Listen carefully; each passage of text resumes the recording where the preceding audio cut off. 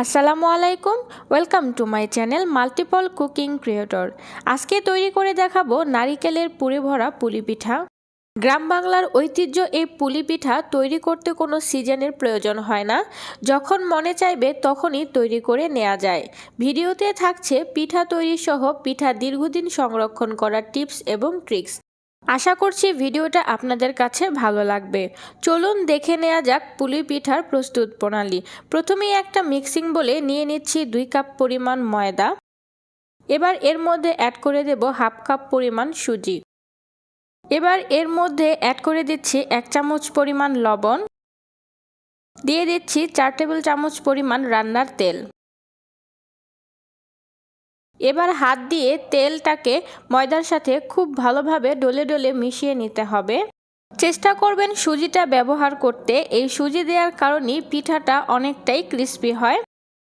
আমার তেলটা মিশিয়ে নেওয়া হয়ে গেছে। মেশাতে মেশাতে যখন দেখবেন হাত দিয়ে চাপ দিলে এভাবে দলা পেকে যায়, তখন বুঝে নিতে হবে তেলটা মিশিয়ে নেওয়া হয়ে গেছে। এবার নর্মাল পানি দিয়ে আমি একটা ডো তৈরি করে নেব। পানিটা একবারে দেব না, একটু একটু করে দেব আর একটা ডো তৈরি করে নেব। এই ডোটা তৈরি করতে আমার মোট 1 কাপ পরিমাণ পানি লেগেছে, আপনাদের কম বেশি লাগতে পারে। আমার ডোটা মেখে নেওয়া হয়ে গেছে। ডোটা ঢেকে এক সাইডে রেখে দেব 15 থেকে 20 মিনিটের মতো। অন্যদিকে আমি নারিকেলের পুরটা তৈরি করে নেব। নারকেলের পুর তৈরি করার জন্য চুলায় একটা প্যান বসিয়ে এর মধ্যে দিয়ে দিচ্ছি 1 টেবিল চামচ পরিমাণ ঘি। এবার এর মধ্যে দিয়ে দেব 3টা লং, 3টা এলাচ, 1 টুকরো দারচিনি। মশলাগুলোকে কয়েক সেকেন্ডের জন্য একটু ভেজে নেব। মশলাগুলো ভাজতে ভাজতে যখন খুব সুন্দর একটা ঘ্রাণ বের হবে, তখন এর মধ্যে অ্যাড করে দেব 2 কাপ পরিমাণ কোরানো নারকেল। এবার এর মধ্যে দিয়ে দিচ্ছি হাফ কাপ পরিমাণ খেজুর গুড়। আমি এখানে গুড় ব্যবহার করছি, আপনারা চাইলে এখানে চিনিও ব্যবহার করতে পারেন। এবার অনবরত নেড়ে চেড়ে গুড়টাকে নারিকেলের সাথে খুব ভালোভাবে মিশিয়ে নিতে হবে। এখানে এক্সট্রা পানি অ্যাড করার কোনো প্রয়োজন নেই। যেহেতু গুড়টা গ্রেট করে নিয়েছি, তাই কিছুক্ষণ জাল করার পর এমনিতেই নারকেলের সাথে খুব ভালোভাবে মিশে যাবে। দেখতেই পাচ্ছেন গুড়টা খুব ভালোভাবে নারকেলের সাথে মিশে গেছে। পুলি পিঠা দীর্ঘক্ষণ মচমচে রাখতে চাইলে জাল করে নারকেলের এক্সট্রা পানিটা শুকিয়ে ফেলতে হবে। এই পর্যায়ে আমি গরম মশলাগুলো ফেলে দেব, তা না হলে এর স্ট্রং ফ্লেভার নারকেলের পুরের মধ্যে রয়ে যাবে। এতে করে পুরটা খেতে ভালো লাগবে না। এবার এর মধ্যে অ্যাড করে দেব 3 টেবিল চামচ পরিমাণ গুঁড়া দুধ। এটা অপশনাল, আপনারা চাইলে নাও দিতে পারেন, তবে গুঁড়া দুধটা দিলে পুরটা খেতে অনেকটাই ভালো লাগে। এবার অনবরত নেড়ে চেড়ে গুঁড়া দুধটা নারকেলের পুরের সাথে খুব ভালোভাবে মিশিয়ে নেব। গুঁড়া দুধ মিশিয়ে নেওয়া হয়ে গেলে নারকেলের পুরটা চুলা থেকে নামিয়ে পুরোপুরি ঠান্ডা করে নেব। ফিরে এলাম 20 মিনিট পর। রেস্টে রাখার কারণে ডোটা অনেকটাই সফট হয়ে গেছে। এবার এই ডোটা আমি 1 থেকে 1.5 মিনিটের মতো খুব ভালোভাবে একটু মথে নেব। ডোটা মথে নেওয়া হয়ে গেলে এবার ডোটাকে আমি 3 ভাগে ভাগ করে নেব। এতে করে রুটি বেলে নিতে সুবিধা হবে। 2 ভাগ ডো এক সাইডে ঢেকে রেখে দেব, এতে করে ডোয়ের ওপরটা ড্রাই হয়ে যাবে না। এবার একটা ডো নিয়ে বোর্ডের ওপরে ঘুরিয়ে ঘুরিয়ে এভাবে একটু গোল করে নিচ্ছি।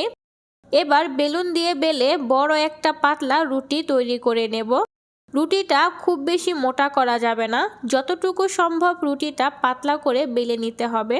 রুটিটা মোটা করে বেললে পিঠাটা খুব বেশি ক্রিস্পি হবে না, পিঠাটা নেতিয়ে যাবে। আমার রুটিটা তৈরি করা হয়ে গেছে, আপনাদের দেখিয়ে দিচ্ছি এর থিকনেসটা কেমন রেখেছি। এর চেয়ে পাতলা করে বেলে নিতে পারবেন, কিন্তু এর চেয়ে বেশি মোটা করা যাবে না। এবার একটা গোল কাটার দিয়ে আমি ছোট ছোট করে কেটে নিচ্ছি। এতে করে প্রত্যেকটা পিঠার সাইজ একই হবে আর পিঠাগুলো তৈরি করতেও সুবিধা হবে। আপনারা চাইলে ছোট ছোট রুটি তৈরি করেও পিঠাটা তৈরি করে নিতে পারবেন। এবার এর চারো সাইডের বাড়তি অংশগুলো আমি সরিয়ে নিচ্ছি। এগুলো পুনরায় বেলে আবার পিঠা তৈরি করে নেব। এবার চলে যাচ্ছি পিঠা তৈরিতে। আমি নারিকেলের পুর দিয়ে দিচ্ছি। এবার মুখটাকে খুব ভালোভাবে সিল করে দিতে হবে, তা না হলে ভেজে নেওয়ার সময় খুলে যেতে পারে। মুখটা সিল করা হয়ে গেলে এবার আমি সাইড থেকে ডিজাইন করে নিচ্ছি। এতে করে পিঠাটা দেখতে সুন্দর লাগবে আর মুখটাও খুব ভালোভাবে সিল হয়ে যাবে। আমার একটা পুলি পিঠা তৈরি করে নেওয়া হয়ে গেছে। আপনাদের সুবিধার্থে আমি আরও একটা তৈরি করে দেখাচ্ছি। প্রথমে আমি নারিকেলের পুর দিয়ে নিচ্ছি, এরপর আমি মুখটা খুব ভালোভাবে সিল করে দেব। নারকেলের পুরটা গরম গরম থাকা অবস্থায় এভাবে দলা পেকে নিতে হবে, তা না হলে ঠান্ডা হলে এটা ঝুরঝুরে হয়ে যাবে। সিল করা হয়ে গেলে এবার আমি সাইড থেকে ডিজাইন করে নিচ্ছি। আশা করছি আপনারা দেখি বুঝতে পারছেন আমি ডিজাইনটা কিভাবে করে নিচ্ছি। একইভাবে আমি সবগুলো পিঠা তৈরি করে নেব। আমি সবগুলো পিঠা তৈরি করে নিয়েছি। এবার পিঠাগুলোকে ভেজে নেওয়ার পালা। পিঠাগুলো ভাজার জন্য আমি চুলায় তেল গরম করে নিয়েছি। তেলটাকে আমি খুব বেশি গরম করিনি, আপনারা দেখেই বুঝতে পারছেন তেলটা কতটুকু গরম আছে। খুব বেশি গরম তেলে পিঠাটা ছাড়লে পিঠার উপরের সাইডটা মসৃণ হবে না। এবার লো মিডিয়াম হিটে ধৈর্য ধরে পিঠাগুলোকে ভেজে নিতে হবে। এতে করে পিঠাগুলো খুব ক্রিস্পি হবে আর অনেকক্ষণ পর্যন্ত এর ক্রিস্পিনেসটা বজায় থাকবে। কিছুক্ষণ ভাজার পর পিঠাগুলোকে উল্টে দিচ্ছি। এবার অনবরত নেড়ে চেড়ে পিঠাগুলোকে ভেজে নেব সুন্দর একটা গোল্ডেন কালার আসা পর্যন্ত। কয়েক মিনিট ভেজে নেওয়ার পর আমার পিঠাগুলোর খুব সুন্দর একটা কালার চলে এসেছে আর আমার পিঠাগুলো ভেজে নেওয়া হয়ে গেছে। পিঠাগুলো তেল থেকে উঠিয়ে নিচ্ছি আর বাকি পিঠাগুলো একইভাবে আমি ভেজে নেব।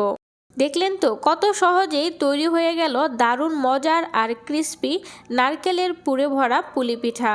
আপনাদেরকে একটা পিঠা ভেঙে দেখাচ্ছি পিঠাটা কতটা ক্রিস্পি হয়েছে। হাতে নিয়ে চাপ দিলেই পিঠাটা একদম গুঁড়ো গুঁড়ো হয়ে যাচ্ছে।